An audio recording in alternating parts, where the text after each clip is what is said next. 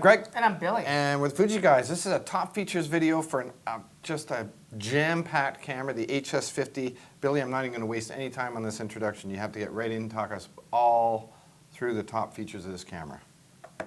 HS50. One of the top features on the HS50 this year, of course, is the new articulating LCD screen. It actually is able to now flip out and, of course, completely articulate in any direction you like.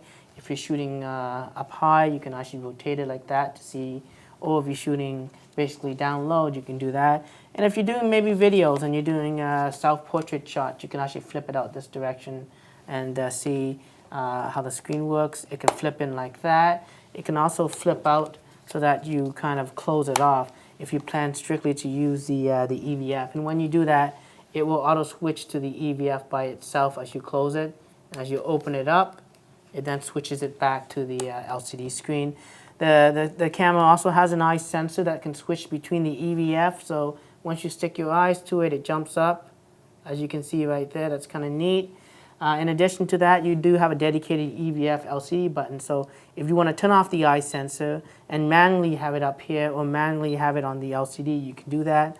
Or you can toggle it back to having the eye sensor, which auto switches as you get closer. And with the EVF on the top, it's quite nice that you can use it in bright sunlight. It also lets you hold the camera a lot steadier by keeping it eye level. And of course, it takes 1/10 the power, so you can shoot a lot longer. There's even a diopter adjustment on the side if you are wearing eyeglasses and you want to make it more comfortable for you to view. So that's just basically the look at the articulating LCD and EVF on this camera. Really a great feature to have. Now the HS50 has basically a hybrid autofocus system that uses phase detection, not facial detection, but phase detection, similar to that of DSLRs. And as you can see, the focusing is very, very fast, as you can see. And in low light situations, it may end up using contrast detection. But again, this is quite fast for this category of camera, especially a camera like this that has such a big long reach to it, about 42 times zoom. In addition to the autofocus system, of course, you do have the ability to manually focus as well. That's on the side of this camera. You can switch it to basically continuous autofocus, which constantly adjusts focus as you move, and of course to the manual focus. And in the manual focus, you use the manual focus ring here to adjust the focusing on it. And of course, as you can see here, there's also a button right here which allows you to zoom in on the subject, and so that you can manually, it makes it easier for you to adjust the focus. As you can see, it's out of focus, it's in focus, it's back focus, as you can see right there. And this little chart here kind of helps you determine the point of highest contrast. So that's the yellow. That's where the camera thinks it's highest contrast. And as you rotate it, it may appear, as you can see, that it finds contrast and the focusing like that. So it's kind of like an assistant, okay? Now the camera also has this feature called focus peaking. And you can go through the menu to enable it, or you can use this button. And all you have to do is hold the button down for a few seconds, and it switches it to a focus peak highlight feature. So when I zoom in again, as you can see, the subject itself, you see how it brightens up the hair. Basically, it's looking for the highest point of contrast, and it's kind of shimmering, and it's kind of helping you tell you where the focus point is. Of course, as I turn it, as you can see, it's kind of shining about right here, and to the face as well. As I try to move it towards the eyes kind of glow, and that's where I know I have in focus. So that's basically the focus peak highlights. Again, holding the button down for a few seconds can toggle between the standard mode and the focus peak highlight options. You can probably go into the menu as well, I believe. So when you push the menu OK button, and I believe you go down into the to the manual focus section, you can also switch it from there between peak and the standard mode. So that's just a quick look at the focusing system on this camera. The camera has a nice advanced filter feature that kind of mimics some of the cool features you find in things like Instagram or whatnot. You turn it to the advanced down on the top here, and then from there you can select by going to the menu the different advanced options. There's the advanced filter, which I'm going to show you. There's also things like Pro Focus, Pro Low Light, as well as the multi-exposure options. Let me just go through each one actually. So the advanced filter, there's several different functionalities. There's this toy camera that gives you that vignetting effect. It's kind of cool looking. You got this miniature effect that kind of blurs the top and bottom. So if you want to create a sort of a diorama effect where you have a fake cityscape, this is a good feature to do. It works best when you're actually up high. Let's say you're on a ski hill and you're shooting down towards the base of the mountain and there's people in it. It's going to really look like it's sort of a miniaturized city. You also got things like pop color, high key, low key, even a dynamic tone functionality, even a soft focus, which is like rubbing a little bit of cream in front of the lens back in the days as wedding photographers to get that sort of soft effect. There's also this one of my favorite modes, which is the partial color that gives you, an image of a monochrome image with one color being selected. You have a choice of red, orange, yellow, green, blue, and purple. And if you choose the green yellow here, as you can see, I have my XP camera. It only appears in yellow. The great thing about this feature is that it gives you a live view of the actual effect. So you know exactly what you're going to capture when you take the photo. As you can see there, it looks quite cool.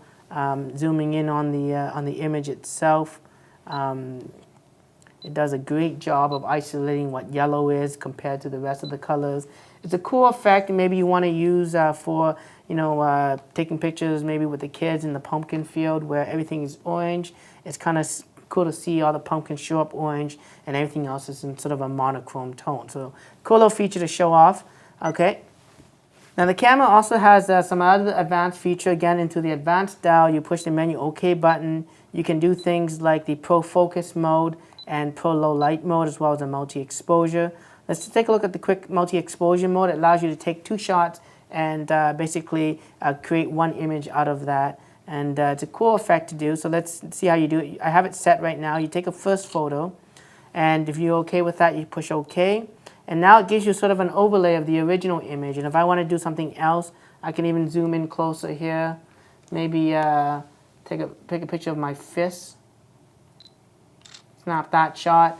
And now I kind of have an overexposure of 2 images kind of superimposed together. My fist there to the overexposed image. So that's kind of a cool feature to have, and it's very creative to do, and there's a lot of effects you can do. In addition, you also have the Pro Focus, Pro Low Light mode. Because the camera's sensor is not large compared to a DSLR, it's sometimes harder to create that shallow depth of field. You can do things like the macro focusing. You can also zoom in on the subject, and that's going to help you create that effect. But in this mode here, I'm going to show you what it can do. Is it takes 3 shots, 2 to 3 shots, and basically it will defocus the background by determining what the foreground and the background is, and it simulates that look of a DSLR where the background is sort of soft and out of focus, and that's a cool feature to do. You can also, of course, go into the advanced mode and do things like the Pro Low Light mode. This is good for nighttime shooting where you have it on a tripod, on a ledge maybe, or hold it very steady. It allows you to shoot high ISOs, and it takes 4 shots.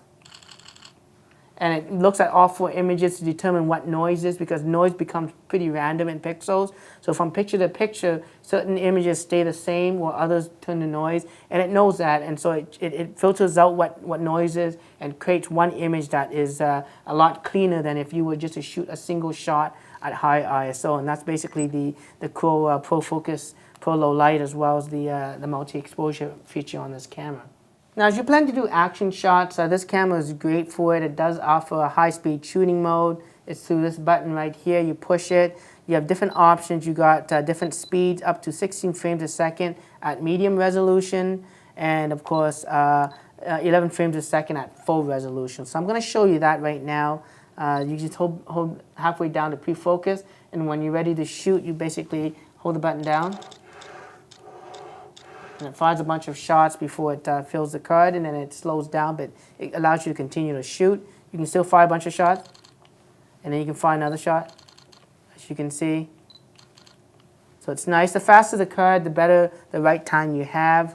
I want to also show you another shooting mode. It's basically called Best Frame Capture, and it offers you high-speed shooting, but in a different way. So let me just show you how this works. You have different speeds, of course. I'm going to set it up just to the 11 frames a second again. And from here, you can choose how much pictures you want to capture. And I'm going to do 14 pictures instead of the 7. And it looks kind of confusing here, but the way this works is that in this best frame capture mode, it can actually capture images prior to you fully depressing the shutter button, and at the time that you push the shutter button and after the button has been pressed. And this is how you configure it. As I move the dial left and right, these little dots kind of move left and right, which represents the image. So in this setting here where it's 6, 7, that means 6 images prior to me fully depressing the shutter button is going to be captured. 1 image is going to be captured as I push the shutter button, and 7 more images will be captured after I let go of the shutter button. So let me just show you that and how that works. So again, I'm going to hold the shutter button halfway down. It's going to take shots, but it's actually not going to capture anything until I push it down. And what I did when I pushed it down is it now captured 6 images before, 7 images after, and the exact timing. So it helps, again, to take the guesswork out of doing quick action shots. And the way continuous shooting works is that it actually merges all the images into one little screen, and it shows you a preview of all the shots you've taken. If you want to look at that, you need to push down on the directional pad, and from there you can see the 14 different images you can scroll through, whether you're using the command down top or you're using the directional pad. And if you wanted to zoom in on the image, you can push the zoom buttons on top here to zoom in and use the directional pads to pan. Again, this camera takes some amazing shots, quite a nice lens, quite a nice sensor. And if you go back and you push back one more time, it goes back to this top image. If you wanted to delete one of the images, you have to actually go in and then select the image you want, push up and delete that particular frame. If I were to be out in this view here where all the images were grouped together as a continuous shot, and I pushed up and I deleted it, all my images within that continuous shot will be gone. Okay, this is actually the second set of continuous shooting that I've done earlier, okay? Now this camera is really a photographer's camera. You have a lot of controls. One of the great things I like about it is that it incorporates a new Q menu button, and the Q button brings up the most commonly used features like ISO, dynamic range, white balance, the type of film modes, the sharpness that you can have, which is kind of nice to see. And you can adjust it using the command dial here. So I can actually shoot and set up to shoot RAW and JPEGs together, or put it back to just the fine JPEGs. I can change the HD mode to HD versus Full HD. As you can see from there, I can increase the tone or add tone to it. I can add extra color or not by controlling this through the Q menu. There's also a function button as well, and pushing up will access the function. Right now it's set to this super intelligent digital zoom function here. But if you hold the button up for a few seconds, I believe I should be able to configure that to be something else. If I wanted to set it up to turn on the electronic level, I can do that. So I push up and my electronic level is now on. I have sort of a histogram, and I can push up again and turn it off. Again, you can configure that function button to anything you like by holding it down for a few seconds. You can even set it to be sort of the ISO button if you wanted to by pushing up and changing ISO. So that's just a cool look at the Q and the function button. Now the camera has, in addition to this high-speed shooting mode, there's actually some bracketing features. By pushing this button, you can toggle through different types of bracketing. There's an exposure bracketing, film simulation bracketing, as well as a dynamic range bracketing. Let's take a look at the exposure bracketing. You can bracket by up to 1 full stop. And what that does is basically takes 3 shots. One shot that's even exposure, one shot that's overexposed, and one shot that's underexposed. So this is the underexposed by 1, overexposed by 1, and this is evenly exposed. And this can help me determine what's best for the scene. Sometimes people like to merge these images and create sort of a high dynamic range feature. You can also shoot RAW and do it manually yourself by converting it, but this is just a quick little feature to have. In addition, you have things like film simulation bracketing, where it can take one shot and give you 3 different film effects. You also have the ability to do things like dynamic range bracketing, which is going to shoot in 3 different ranges of 100%, 200%, and 400% dynamic range. And then you can see what you prefer better. Of course, the higher dynamic range you have in an image, the more details it retains in the shadow and highlights However, you make the image a lot more flat looking. So depending on your type of look you want to go with it, you may want to set the dynamic range. And this is where the bracketing function helps you kind of determine what's perfect for your scenario. Now, in addition to the zoom this camera has, which is 42 times, is the manual zooming 24 to 100 millimeter. The lens is fixed, obviously, on this camera. It's not interchangeable.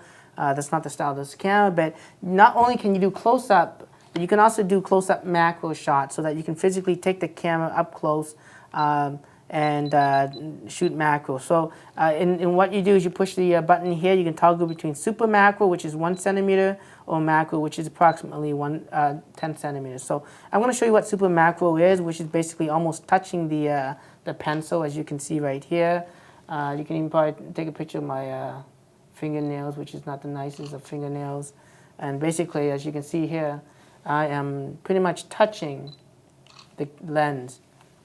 And let's just take a look at the cool effects of this super macro, as you can see right there. Yes, I probably need to clip my nails. And here's another shot, and then here's another shot of the pencil or pen. As I zoom in, it's quite detailed. I find the macro functionality works quite well and is a good feature to shoot up when you want to get some sharp images. In addition to that, you can also use the macro during the zoom functionality. So if you're doing portraits, it's going to also help you to create that shallow depth of field if you want to achieve that. Although the sensor size is not as large or comparable to a DSLR, it's also not the smallest in this category. It actually uses a 1/2-inch sensor, which is quite decent size. And as you can see that image right there, if I zoom in, even in the macro mode, I get sharpness, but I also can get that more shallow depth control by doing those two things, okay? With the new EXR processor and sensor, you also have the option now for full HD video at 60 frames a second. It's pretty simple. You push the record button to start the recording. You can also take photos during the video, as you can see by pushing the shutter button without any interruptions to the video. Pushing the record button again will stop the video. Let's just take a quick look at the video itself. This is some of the images that were shot. It's at 3 megapixels. And then, of course, you got your HD 60 frames a second video with the 2 mics, stereo mics, and then the speaker on the bottom, on the side, sorry. As you can see there, that's sort of the video here. If you go into the Q menu, so if you can go back and push the Q menu, you can change the HD mode to to 720p HD, 640, and then you have these high speed modes that you can shoot fast frame rates. And of course, it doesn't offer sound, but let me show you this. It's kind of cool to see. I'm going to try to drop this pencil onto the table here. And just a short amount of recording time here. I'm going to play back the high speed mode at about 480 frames a second. And you can see the pen kind of drop. And that's kind of cool. It's neat to do that with maybe a water balloon exploding or anything that you find that's neat. I'm going to play back again if you missed that. And as you can see, I would push, and I started and I stopped, and it still records, and it runs off for this very long time frame. So this is a neat feature for high speed mode on the camera. There's also even an external microphone that you can plug into it. It uses a 2.5 millimeter plug. You can basically use our optional mic if you wanted to avoid any internal sounds that the camera may be recording with the built-in mics on this camera. Now with this camera, of course, you do have fully automatic modes like EXR Auto, which automatically configures the scene and the lighting situation and reconfigures the sensor to give you the best possible output. The camera, of course, also will offer you full manual controls through these little PSAM dials. P is basically program automatic, which means it's still automatic. You have no control, but you do get access to things like the dynamic range, white balance controls. It unlocks that. So that's the difference between that camera icon versus shooting in P. Now, if you go to S, A, and M, these are actually the ability to control the shutter speeds and aperture. In S, it's shutter priority, and you use the command dial here to adjust the shutter speeds, as you can see, and the camera will adjust the appropriate aperture. This is choosing f2.8. If you choose the aperture priority, you then use the command dial to adjust the aperture here. It starts from f2.8 and can go all the way to an f8. And as you choose whatever you choose, it's going to choose the proper shutter speed, again, to get you the proper exposure. Then when you get into the manual mode, which is M, you now have to control both the aperture and shutter speeds. So again, using the command dial here to adjust the aperture. And then when you push the plus minus, it toggles to the shutter speeds, and then you use that to adjust the shutter speeds. And you notice there's a little guide here.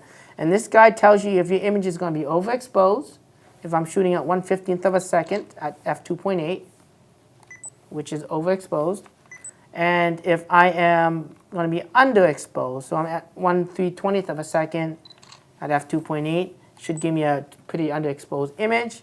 And so properly, if I want to do this right, I can see that once it's in the middle, this is the appropriate exposure to get me the exposure that I actually see with my eyes, which is, as you can see, properly exposed. And that's how you kind of use the manual exposure mode in this camera. Let's take a look at the display options here. Pushing the display back button will toggle you between the different screens, like information off. You can also have this best framing option here that gives you the grid lines. You also have the HD framing lines, and you also have sort of an histogram display option on top of that. And of course, you can also enable the horizon level as well. You'd go into the menu, and you'll scroll down until you see the option for the electronic level. You can turn it on. I like to have it on so my horizon is always level, and that's going to help you, as you can see there, frame your shot. And what you see through here, you're going to see exactly the same through the EVF as well. As you can see, you have the same display options on top as you have with the LCD screen. Although this camera is great for shooting in aperture priority and full manual mode, there is an easy, simple mode called EXR. And it uses the EXR processing engine as well as the EXR sensor. And it reconfigures the sensor and the exposure for the right scene. So when EXR Auto, it determines first what you're shooting. Is it a portrait? Is it a landscape? Is it a portrait of someone standing in the beach? Is it a portrait of someone standing in the beach with the sun behind them? It knows all that. Once it figures that out, when you push the button halfway down, it then determines what lighting it needs. Is it good lighting? Is it bad low light? Is it lighting that's very harsh where the scenes are high contrast? In this instance, it's selected that I'm shooting a portrait, and it's using dynamic range mode on the EXR sensor so that I can get more details in highlights and shadow areas. And this is a great thing about this technology, is that it basically does everything for you. It's one step above fully automatic. If I'm doing a macro shot, it's going to know that it needs to switch it to a macro mode. If it knows that the subject is actually moving, it's going to determine that it's actually a motion shot, and it's going to bump up the ISO so that you can you can freeze the subject by using faster shutter speeds. And this is truly a super automatic feature that's nice to use. You can also go into the menu and go up to EXR mode and set it up first off so that the camera can shoot in the various different settings like high ISO or dynamic range priority. If you know you're going to shoot low light, you can tell the camera to always shoot in this S&N mode, but it also adjusts as though the portrait setting or landscape setting you're shooting at. But it tells the camera that it's always going to have to shoot in the low noise mode, which again reconfigures the sensor to give you higher ISOs with very little noise, especially great for shooting in low light situations. There's a lot of features on this camera. One of the ones I like a lot is the panoramic mode. You set it up on the dial here, and it allows you to do a 360 panoramic or up to 360 panoramic. And of course you have to zoom out or to a certain position as it tells you to give you the best possible quality. So once you are in the right zoom position, as you can see here, okay, you can start the mode itself. You can change the angle. You don't have to do 360. You can do 180 or 120. I'm just going to set it to 120. And of course, you can also change the direction. So instead of going left to right, you can also go up and down. Now here's a trick. If you select up and down, you don't have to shoot like this. You can actually rotate the camera and basically pan the image this way. And what that's going to do is give you higher resolution in your panoramics, so it's higher, and still gives you the 120-degree angle of view, and it's going to give you a better picture where you can print it out with higher quality, as you can see right there. That's just a quick look at the panoramic feature on this camera. Now looking at the zoom on this camera, it's a 42 times zoom. It's equivalent to a 24 to 1000 millimeters to a 35 millimeter camera, film camera that is. And if you zoom in, it's not through electronic controls. It's actually a manual zoom, as you can see right here. And then let me just switch it off that mode here, and you can see it's zooming in, zooming out. And it's based on basically how you control the lens itself. There's infinite steps, which gives you a little bit more precision. The zoom itself also tells you the equivalent focal length on the barrel itself, so that you can indicate in two different areas where 50 mil would be if you wanted to shoot in that focal length, or 200. The zoom is quite nice. You also have the manual focus ring in the middle here, as you can see, but it's one of the cool features of having this camera, not having to push a button where you normally with the zoom, it jumps like that, right? Here you have sort of a manual control, and it's a lot faster. It's also going to save you some battery life as well, so you don't have to wait for it to get right to the full zoom. You can see it comes right out. All right, thanks very much, Billy.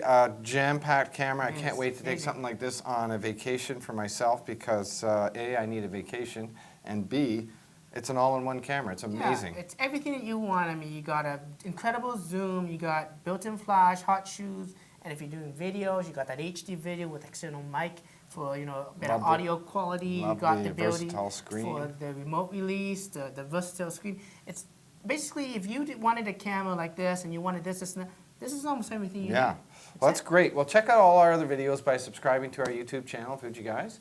If you want to hear the latest and greatest as it happens, follow Billy on Twitter. And until the next video, I'm Greg. And I'm Billy. And we're the Fuji Guys.